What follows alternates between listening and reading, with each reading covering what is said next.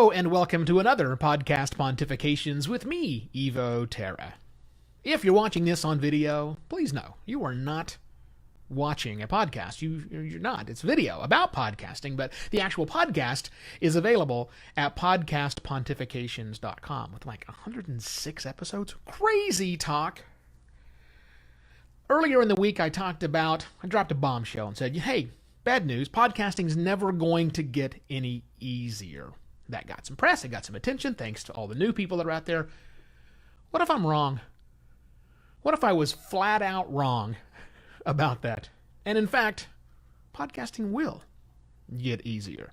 Hey, I like to pontificate about lots of different things and have a contrarian opinion and even a contrarian opinion of my own. So let's explore why that may be the case. And it may be robots, and automation are what cause podcasting to get easier in the future. Not tomorrow, but in the future sometime. And I got a couple of ideas that sprang to mind as I started thinking about this, and so I wrote them down on a piece of paper so I wouldn't forget to talk about them. Some indications of how robots may be invading podcasting. You know, because I'm a sci-fi post-apocalyptic fan. Why not put it in those terms? Now, Amazon has a voice on their assistant. Her name is Alexa. I have to say it quietly because she's just right over there. That voice assistant, we've all heard voice assistants. We've all heard them talk to us, whether it's the Amazon assistant, whether it's the Google assistant, or even Siri. She won't talk to me because she's doing something right now. Excuse me. None of these things sound great. I mean, they sound like robots. We can certainly tell that it is a machine language. But the new Amazon voice that they've come out with recently is trying to emulate the cadence and style, speaking mannerisms of a radio broadcast journalist. That's interesting.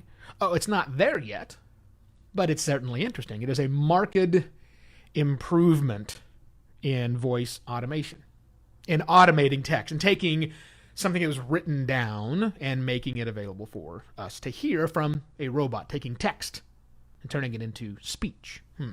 That's technology that's been worked on for the last, I don't know how many years, a lot of years, and it's not been good, but it's getting better. Does that mean there's a future where you can just type out your script and give it to a robot? I don't know, but I can tell you it's getting better. There might be some of that.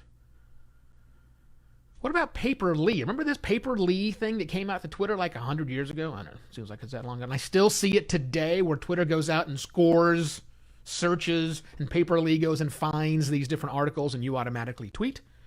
Social media automation, you may say. Okay, I don't think that's going to help to build a podcast, but it certainly could help you to put together your topics of conversation if, in fact, you're doing a news show. If you're doing a weekly what happened type thing, why not let automation go out and grab the information that was the most valuable, that was interesting, that seemed to bubble to the top. It can also go, nowadays, because this is what these robots can do, grab headlines and clips and different pieces and all the information and assemble your script for you. That's not too far-fetched, is it? Even though I hate Paper.li.